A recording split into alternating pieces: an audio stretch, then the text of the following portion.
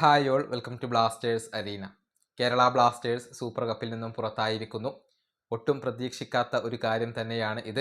നമ്മളെല്ലാവരും പ്രതീക്ഷിച്ചത് ചുരുങ്ങിയത് ഒരു സമനിലയെങ്കിലും പിടിച്ചുകൊണ്ട് കേരള ബ്ലാസ്റ്റേഴ്സ് സെമി ഫൈനലിന് യോഗ്യത ഉറപ്പാക്കും എന്നായിരുന്നു. പക്ഷേ തൊട്ടതെല്ലാം പിഴച്ച ഒരു കാഴ്ചയാണ് ഗോവയിലെ ഫറ്റോഡ സ്റ്റേഡിയത്തിൽ വെച്ചുകൊണ്ട് നമുക്ക് കാണേണ്ടി വന്നിട്ടുള്ളത്. ഹൃദയഭേദകമായ ഒരു തോൽവിയും പുറത്താകലുമാണ് കേരള ബ്ലാസ്റ്റേഴ്സിന് ഇന്ന് ഏറ്റുവാങ്ങേണ്ടി വന്നിട്ടുള്ളത്. പ്രധാനമായും രണ്ട് കാരണങ്ങളാണ് ഈ തോൽവിയിലേക്ക് നയിച്ചിട്ടുള്ളത്. അത് ഒന്ന് എടുത്തു പരിശോധിക്കേണ്ടതുണ്ട്.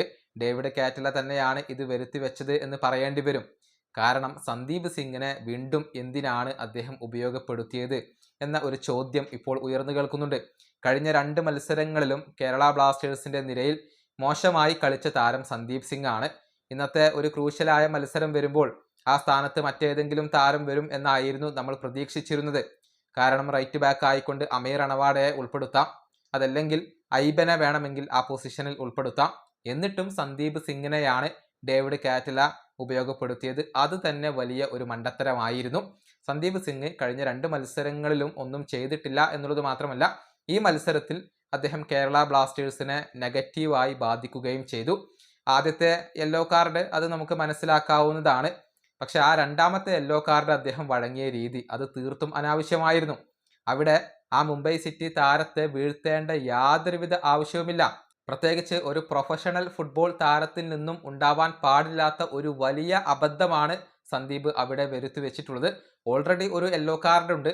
അതിനുശേഷം എന്തിനാണ് അത്തരത്തിലുള്ള ഒരു ഫൗളിന് അദ്ദേഹം പോയത് എന്ന ഒരു വലിയ ചോദ്യം അവിടെ ഉത്തരം കിട്ടാതെ അവശേഷിച്ച് കിടക്കുകയാണ്. സന്ദീപ് സിംഗിനെ സ്റ്റാർട്ടിംഗ് 11-ൽ ഉൾപ്പെടുത്തിയത് തന്നെയാണ് ഡേവിഡ് കാറ്റല വരുത്തിവെച്ച ആദ്യത്തെ ഒരു മണ്ടത്തരം. ഇനി രണ്ടാമത്തേത്, 10 പേരായി ചുരുങ്ങിയതിന് ശേഷം പൂർണ്ണമായും ഡിഫൻസിലേക്ക് ഉൾവലിഞ്ഞത് അത് കേരള ബ്ലാസ്റ്റേഴ്സിന് തിരിച്ചടിയായിട്ടുണ്ട്. അതോടുകൂടി മുംബൈ സിറ്റി നിരന്തരം ആക്രമണങ്ങൾ നടത്തി. അതുകൊണ്ട് തന്നെയാണ് അവർക്ക് ആ ഒരു ഗോൾ നേടാൻ കഴിഞ്ഞിട്ടുള്ളതും. നമുക്കറിയാം, നോവയെ പിൻവലിച്ചുകൊണ്ട് ഐബനെ കൊണ്ടുവന്നത് നമുക്ക് മനസ്സിലാക്കാൻ കഴിയുന്ന കാര്യമാണ്. പക്ഷെ പിന്നീട് 62-ാമത്തെ മിനിറ്റിലാണ് കോറു സിംഗ്, തിയാഗോ ആൽവസ് എന്നിവരെ പിൻവലിച്ചുകൊണ്ട് ഫ്രെഡി നവോച്ച എന്നിവരെ ഡേവിഡ് കാറ്റല കൊണ്ടുവന്നത്.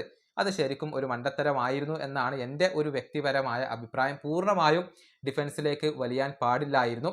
അതോടുകൂടി മുംബൈ സിറ്റിക്ക് നിരന്തരം ആക്രമണങ്ങൾ നടത്താനുള്ള ഒരു ലൈസൻസ് നമ്മൾ അവിടെ നൽകുകയാണ് ചെയ്തിട്ടുള്ളത്. മറിച്ച് കോറു സിംഗ്, അതുപോലെ തന്നെ തിയാഗോ എന്നിവരൊക്കെ ഉണ്ടായിരുന്നുവെങ്കിൽ, അതുപോലെ തന്നെ നോവ ഉണ്ടായിരുന്നുവെങ്കിൽ ഇടയ്ക്കിടെ അവരുടെ ഗോൾ മുഖത്ത് ഒരു അറ്റാക്കൊക്കെ നടത്തി അപകടം വിതക്കാൻ സാധിക്കുമായിരുന്നു. അത് ഉണ്ടാവാതെ പോയത് മുംബൈ സിറ്റിക്ക് അനുകൂലമായി മാറി എന്നാണ് ഞാൻ വിശ്വസിക്കുന്നത്. പിന്നീട് അഡ്രിയാൻ ലൂണയെ പിൻവലിച്ചുകൊണ്ട് ഡാനിഷിനെ കൊണ്ടുവന്ന ഒരു കാഴ്ച നമ്മൾ കണ്ടു. അങ്ങനെ മത്സരത്തിന്റെ അവസാനത്തിലൊക്കെ കേരള ബ്ലാസ്റ്റേഴ്സ് പൂർണ്ണമായും ഡിഫൻസിലായിരുന്നു. അതാണ് തിരിച്ചടിയായത്. അതുകൊണ്ട് തന്നെയാണ് ഈ ഒരു സെൽഫ് ഗോൾ വഴങ്ങേണ്ടി വന്നിട്ടുള്ളത്. ഏതായാലും ഈ 2 മണ്ടത്തരങ്ങളാണ് കേരള ബ്ലാസ്റ്റേഴ്സിന്റെ തോൽവിയിലേക്ക് നയിച്ചിട്ടുള്ളത് എന്നാണ് എൻ്റെ ഒരു വ്യക്തിപരമായ അഭിപ്രായം. ഇതുമായി ബന്ധപ്പെട്ട നിങ്ങളുടെ അഭിപ്രായങ്ങൾ നിങ്ങൾക്ക് കമന്റ് ബോക്സിൽ പങ്കുവെക്കാം.